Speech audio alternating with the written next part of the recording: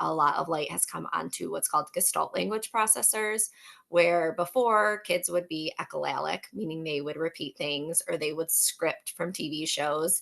And everybody, kind of myself included, I apologize, past Maggie didn't know any better, but would kind of think of them as just like, oh, we're just going to ignore that. Or I would repeat it to the kid and, be like, okay, but I don't know what it means. So it means nothing, which we're finding that is really wrong. These gestalts, these phrases have meaning, and the child is trying to convey something. So the one from meaningful speech is to infinity and beyond. So if a kid keeps coming up and he's like, to infinity and beyond, he might be trying to tell you that he's excited because he remembers when Buzz Lightyear would say that, that made him felt excited. And so he's trying to explain that excitement to you by saying that phrase he learned in a different setting.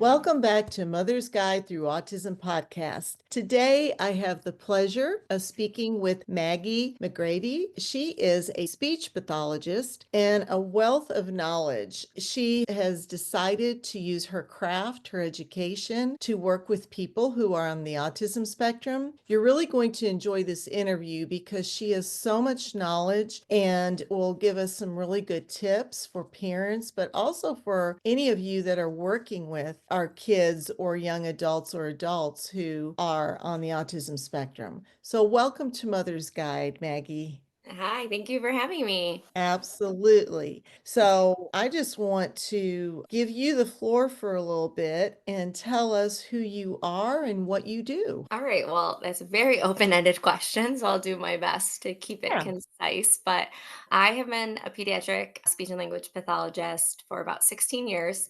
I say pediatric because adults is really the only area I haven't worked in, but I've worked from early interventions to preschool to school age. I was in placement for about 5 years for children with more behavior challenges. So they couldn't be in their regular homeschool. So they came to our school. So that went up to age 21. So really, birth to 21, I've kind of worked with over the past years. But I think the little guys is where my passion really is. I love just, those new, fresh parents, those new, fresh faces to really try and help them at the beginning of their journey. Mhm. Unfortunately, so many parents get burnt out as the journey continues. So I really want to get in there early and try to support them the best they can, or I can, to support their families.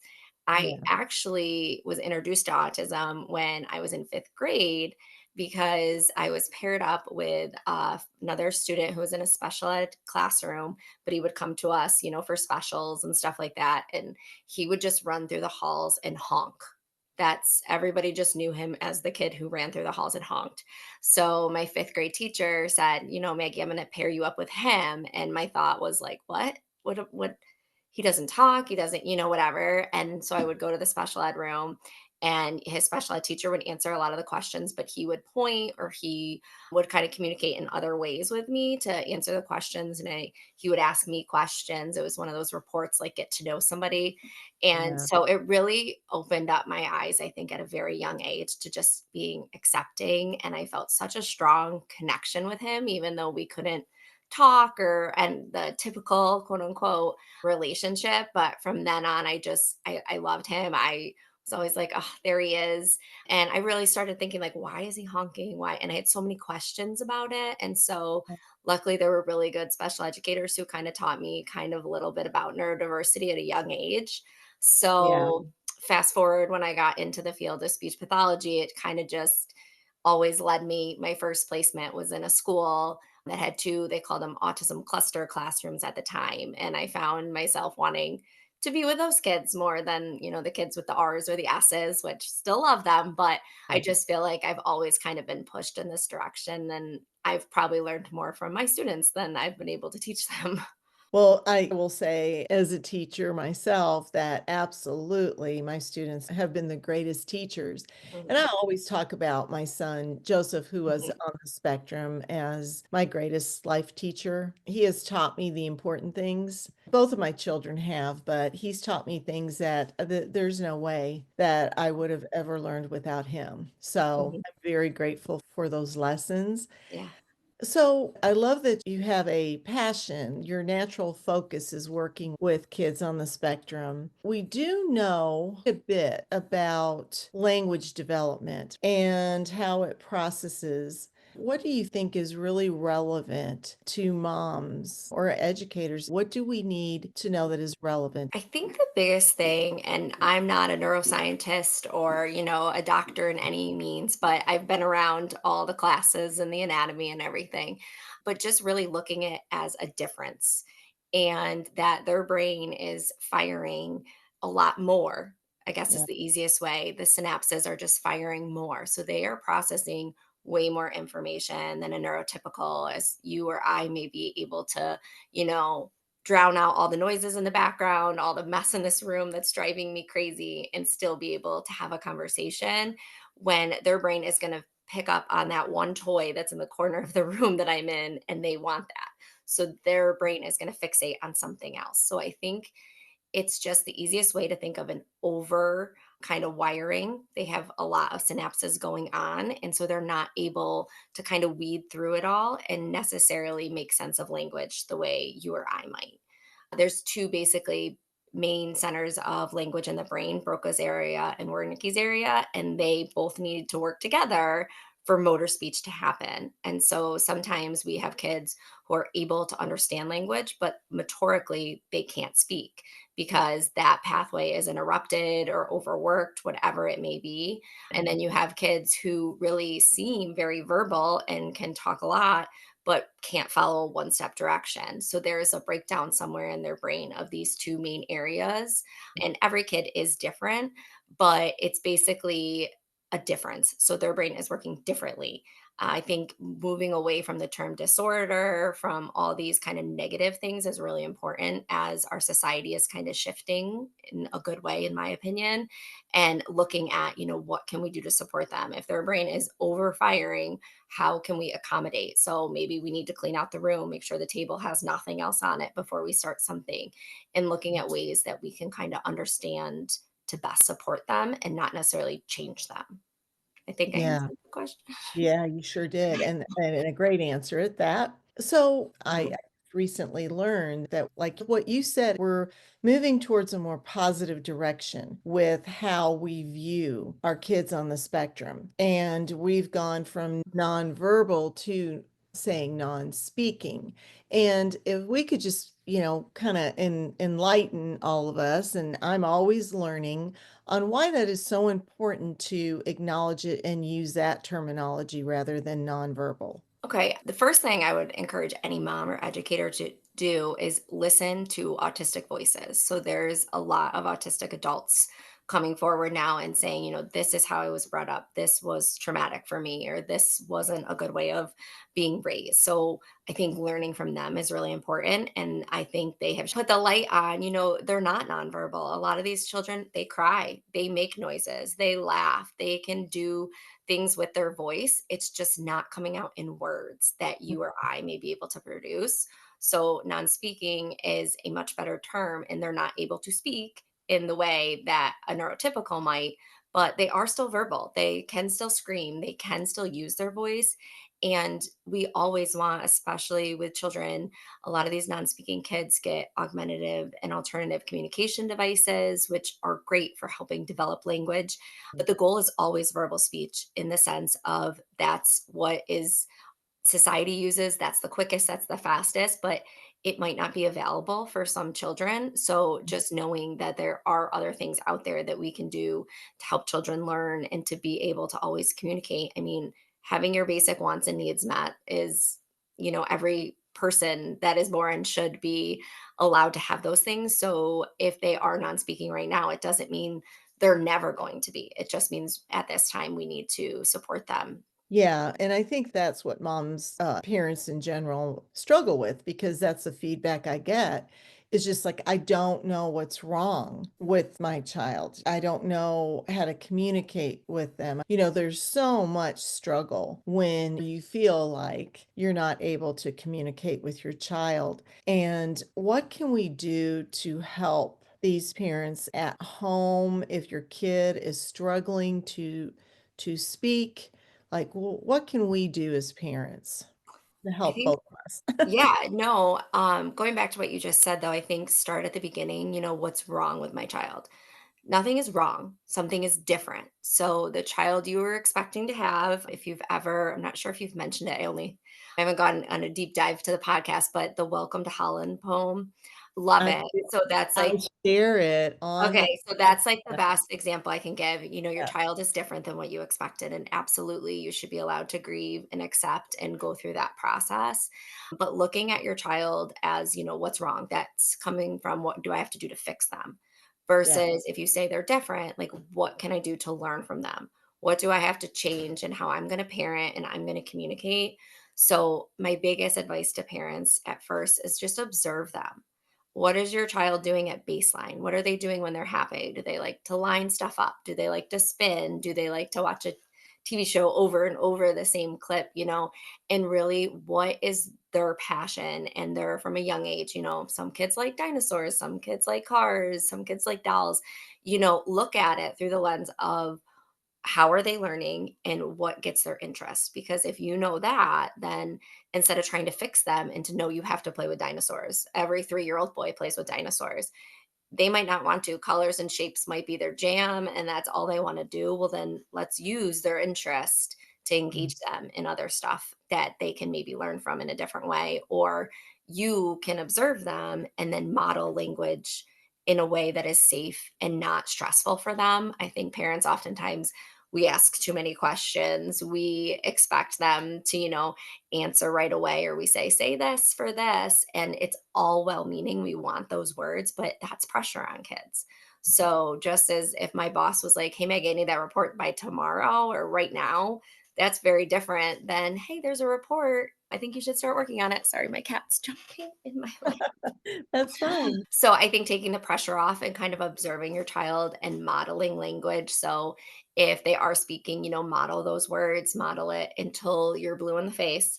Right. And if they're not speaking, what are some ways that are can we use pictures? Can you cut out a Ritz cracker label and put it on the fridge so maybe they'll point to it? Or, just kind of being creative and not looking at it as you've done anything wrong, Mhm. or you have to change them, and I promise you will learn way more from them, like you said earlier, and this journey that all these kids take us on. Yeah, I agree with all of that. And I think using exactly what you said, their passions, what they love, and relating that way. I know with my son Joseph, and it's still true, he loves music. And that Mhm. is Big one. something that we connect with still. And I know that our kids on the spectrum struggle with the language and social context because Joseph had all of this. You would never know it now. So there, anyone listening, I want you to know that Joseph spoke very little, if at all. And again, this is a journey. We're not going to get everything done that we want to get done in a day. And if you try, you're not going to make it very long. So, slowing down and considering that to understand neurotypical social language better. I don't like to get into the comparison, but our kids on the spectrum often struggle with language and social context. So, how can we help them with the social stuff? First, I think as a society, so every parent or educator listening, we need to start educating neurotypical children just as much as we educate autistic children. So, we spend so many times, and believe me, I am guilty early in my career. I was like, you have to have a conversation about a certain topic for 3 turns in a 5-minute span. And now it's why? What is the point of that? And I get that, people do small talk and we're trying to, help people quote unquote fit in society, but why? So Mm, we need to be educating other individuals, especially children, because our society is changing about how an autistic might communicate. So they might info dump. So I've had students who could come in and tell me everything about the Marvel superheroes. And I'm a Marvel nerd myself. So I was like, okay, let's go. I'm all about this. But then if they came in and wanted to talk to me all about Pokemon, I got nothing. And so really learning, teaching that child that, hey, Miss Maggie might not be super interested in Pokemon, but you can talk to me about it for a little while. But we do have something to do today. We can't just talk about Pokemon forever. And that's an okay, boundary to set with children. But also teaching the kid in that student's classroom that, hey, he really likes Pokemon and he might say a lot to you about Pokemon. You maybe could ask him questions about Pokemon, or you could say, I'm not really into Pokemon, but I did hear you like Marvel. And then those two kids might be able to connect on something that is of a mutual interest because that's really important. These kids have these passions for or specific interests, whatever you might call them, but they are important to them. Just as who's to judge what's important to me is better than what's important to somebody else? Nobody. So I think just looking at it through the lens of educating that child and then also classroom peers, teachers about what is their communication style, what is your communication style, how can we meet in the middle, and sometimes we can't, and that's what you don't have to like everybody, you don't have to get along with everybody, but you have to be kind to everybody. And Mhm. so understanding that that piece of education is so important in our school systems and our households, Yeah. just to kind of make the world a better place for neurotypicals and autistic children. Yeah, and I think the more we learn, the more diagnoses are happening. When Joseph was diagnosed in the 90s, it was like 1 in 150. And I mean, let's get real. Everybody has some type of relatable experience with somebody who is on the autism spectrum now. Yeah. So, yes, educating our society, back in the day, all anybody ever knew was Rain Man. Yeah. And they would always speak louder to Joseph. Like, he actually No, I know. he could It does hear. happen still. It does happen still. Yeah, yeah. So you learn along this journey, right? And so we're talking about language development, social development, all these pieces. They are so literal. And Joseph, at age 32, still to this day, I try to use less words to communicate with him. And I have to really think about it as direct as I Very can. direct. Yep. He'll go, oh, and it's like the Holland poem with that perspective, but also Mhm. thinking about it like I can understand your language, but I can't speak it, right? So we have to give and Yeah, take, a mutual place. right? So yeah, so I think educating, and that's why I love doing this podcast, because you and I are educating people right now. Yeah. Or we're making a difference, right? Yeah, I hope. One I hope person, it's yours. all one person, if it helps one person, it's worth it. That's what I always tell my kids. But going along with the language differences, I think it's important to note that there is this kind of shift in speech pathology and in educating on the neurotypical community and stuff about Gestalt language processors. Have you heard that term? I have heard it, but please explain Okay. it. So it's been around for a really long time, but it's really getting the buzz. Meaningfulspeech.com is a great resource for any of your listeners to kind of look into it. And basically, there are two main ways that we learn language. So there's analytic language processors. So that's probably what you were, definitely what I was, where a kid learns a word and then combines it with two words and then little sentences into phrases and stories and works up like that. And now a lot of light has come onto what's called Gestalt language processors, where before kids would be echolalic, meaning they would repeat things or they would script from TV shows, and everybody, kind of myself included, I apologize, past Maggie, didn't know any better, but would kind of think of them as just like, oh, we're just going to ignore that. Or I would repeat it to the kid and be like, okay, but I don't know what it means, so it means nothing, which we're finding that is really wrong. These gestalts, these phrases have meaning, and the child is trying to convey something. So, the one from meaningful speech is to infinity and beyond. So, if a kid keeps coming up and he's like, to infinity and beyond, he might be trying to tell you that he's excited because he remembers when Buzz Lightyear would say that, that made him felt excited. And so he's trying to explain that excitement to you by saying that phrase he learned in a different setting. So, really, for parents and educators out there, you got to be a detective to figure out, what is this phrase mean? What is he trying to convey to me? They do have meaning.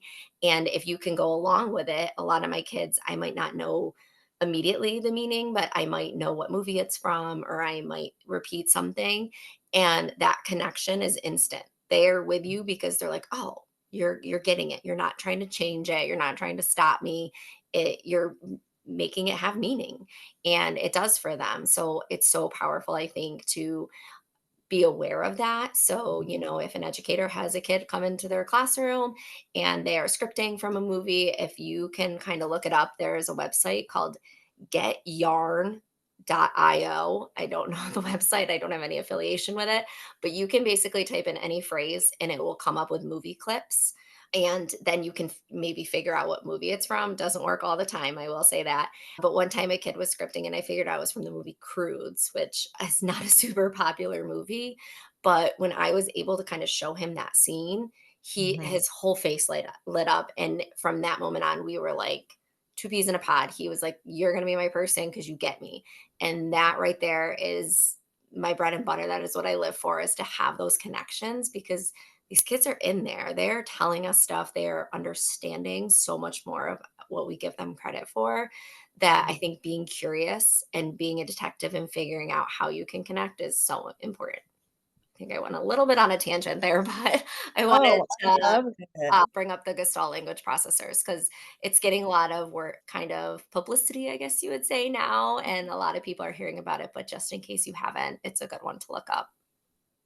That just described Joseph, my son. Absolutely. We used to call it video talk because Hmm. back then people were not as aware, of Yeah. course. I told you it was No, raining. yeah, it just wasn't as Yeah. known, and, there is still a way, and I'm sure your son had it, where, if it's to infinity and beyond, we can, teach the kids to kind of break those apart. So, to infinity and beyond, or could be like, "To the playground we go," and to kind of change those scripts and break them down and add new words is the way that kind of in speech therapy, we would work with a child to kind of help develop language and more spontaneous phrases, as opposed to, all the scripts, but they have meaning and are really powerful. Yes, and it's so good that they are explaining that because when I've talked to other parents and they say, they're echolalic, like, that's great. That Yeah. means they're communicating, right?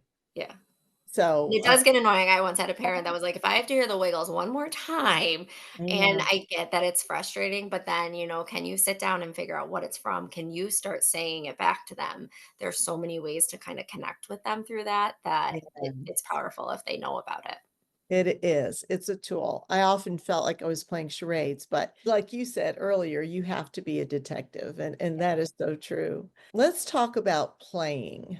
You say playing with your child is very important for creating connection, yes. But what are some of the common mistakes we make when we attempt to play with autistic kids? I know this is going to be so important, so I have to ask it. No, I love this question. I love play. I think I love play more than language, more than regulation.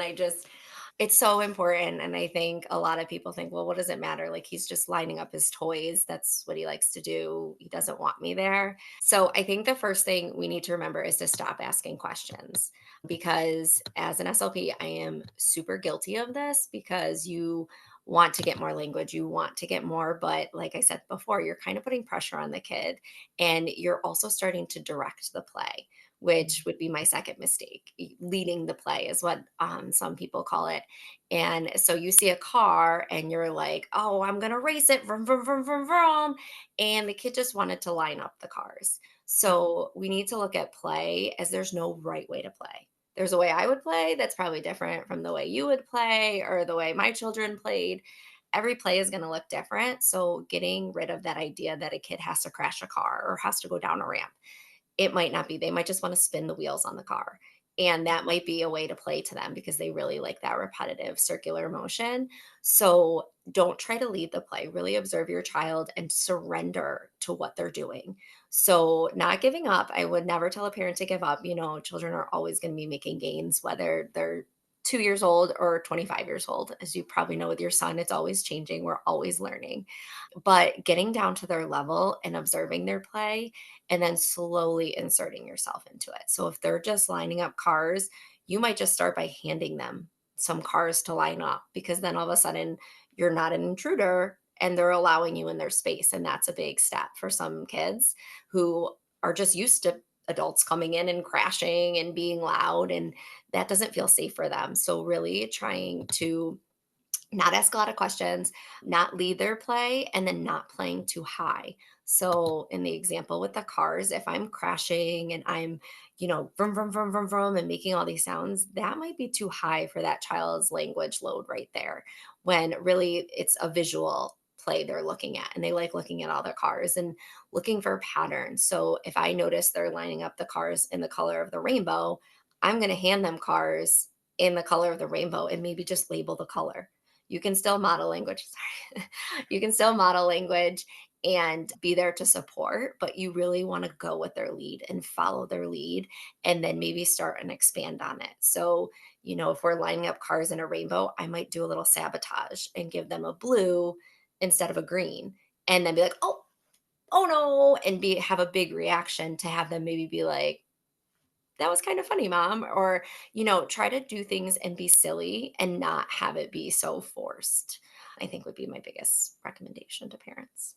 Yeah, follow their lead, enjoy them, Yes, you know? surrender to the like, Yeah. kids just look for that connection, and even if you're calm and regulated and happy to be there, they feel that. I really feel that their ability to attend to emotional responses of other people is way more in tuned than people give them credit for. So, if you're sitting there, but your phone's right next to you and you're kind of checking it every now and then, kids know that. So Oh, they know that you're not all there. So I think really just, even if it's 5 minutes a day, I'm going to spend, 5 minutes after dinner to just go and be with my child and engage in whatever way he or she is ready for. You'll notice if you keep doing that, the child will expect you there and might even one day grab your hand just to come sit next to him as he plays. Like, baby steps are still steps. And I think it's really hard for parents to not compare to what, other children their age are doing or what other children they expected their children to be doing, but only compare your child today to your child yesterday. yeah. Have we seen any gains? Your child 6 months ago. Okay, now we're getting more interaction. That's great. We don't need words yet. We don't need, and I know it's easy for me to say. I can't imagine the frustration that some of these parents go through, but really kind of just letting your child develop as they're going to develop.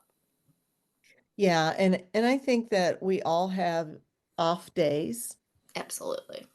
So when I ask a parent, a mom to say, if I say, meet yourself where you're at, Hmm. let's meet our kids where they're at as well, Yeah. right? So if I'm blah or I'm not feeling good today, I don't, I think we're so exactly what you're talking about. Oh, I have to do therapy. I have to do this. We have to, get all this in, Hmm. or I'm not helping my child. Yeah. And I'm like, well, we all have off days, and everybody deserves to feel the way they do and rest when they need to rest. Yeah. Just saying. Absolutely. Yeah, right. I would love to know what's your advice. I know this is also a very big I question. know. So you can pick, I'm you gonna can go on a tangent. what you've seen most commonly that you wish every parent knew. But what advice do you have to give parents for raising a child on the spectrum from your experience? Well, like I said before, I think looking at it as a difference is such a powerful way of giving the parent some validation for, okay, my child is just going to be different than I imagined and doesn't go into, their journey with autism defeated already. Like, oh, they have this thing and it's so terrible. And, I've had parents with very severe situations where it feels like that in the moment and it's so overwhelming and you're burned out on day one. And so looking at it as every moment, you being in the moment. Let's just get through one day. Let's get through one meal. Let's get through one activity and kind of not looking at this daunting mountain in front of them of all their child has to learn. That, I mean, every parent feels immense pressure to do their best, to be their best all the time. And going into that really can be too overwhelming. So going into it, I'm going to do my best today. My child is going to do their best they can today and really having the attitude of whatever happens, we're going to get through it. you love your child so much, no matter, if they were an alien, and all green and came from outer space, you would still love them. They're still your child. So not looking at it as this horrific thing and trying to look from it of, okay, what is this going to teach me? Because like I said, I have learned so much. So, looking at it as, what are we going to learn as a family? Our family might not look like the family next door, but does that make it any less happy? And it probably doesn't. So, really just being in the moment and trying to be like, well, how can we do our best we can today? Because some days, like you said, there are those hard days, and the best seems so unattainable that you can't even get yourself out of bed. So, just really trying to not always put so much pressure on yourself to be the best every single second. You're allowed to, just try your best. If it's a 2 out of 10, that's okay. That's 100% of the day. Yeah. Yeah. I couldn't agree with you more. I think the one thing that I'm so happy about with our society changing for moms, for parents, is that you get to ask for help these days. Mhm. Yeah, And and you should. I highly recommend it. Yeah. Right? Like you're saying, you get to have those off days, and so do your kids, and I love that. There's so many moms and parents put so much guilt on their Yeah. journeys, right? I love that answer. What else do you want to mention before we go? So I think a big thing is, and this is not a shameless plug, I'm not trying to make a lot of money or Oh, anything like that. But during the pandemic, I was working in the school that had some children with more behavior intensity mhm. needs. And I had to Zoom with some of these families, and I saw parents get beat. I saw children in crisis. I saw things that just, I felt so unbelievably helpless of, I have some information that might be able to help in some of these families, yet I don't have time to like spurt it all out. So long story short, I made this course and I put it all on YouTube. At the first I was like, oh, I'll just sell it to people and make some money. But then I just felt like I couldn't do that. Like I was gatekeeping. And, I've had the honor and privilege of all the experiences I've had and going to school and grad school. And, some parents don't have that opportunity, especially when they have a toddler at home that has more significant needs right now. So I made this course and it's all on YouTube, and it goes over basically like a speech therapy 101. So it is all about kind of regulation at first. And I recommend everybody to look up Jessie Ginsburg. She is a plethora of knowledge about how regulation is so important before you even begin speech therapy. A child has to be regulated and calm and kind of at their baseline in order to be able to communicate with you and engage with you. And then it goes over just kind of basics of receptive language, expressive language, some of that social, pragmatic language we talked about, and just gives parents an overview of kind of, what are pictures? Why is it important to say a very specific thing, like you talked about your son being very concrete as opposed to being a little more abstract with children? And then it goes through my favorite one, which is play, when you asked me about that, and just lots of ideas of how you could play with a child, from if a child is really interested in video games versus if a child's in the bathtub, how can, and they would like water play. And then it does go over some behavior ideas for those kids with kind of more significant needs and outbursts and really having struggle moments, I guess I would call them, and kind of what you can do as a parent in that situation. So that is all free on YouTube. On My name is Your At Home SLP, and it's called Compass to True Connection, because I really just felt like some of these parents were so lost, and I just felt compelled to kind of put what I know out there. And like we said before, if it helps one family, it's worth it.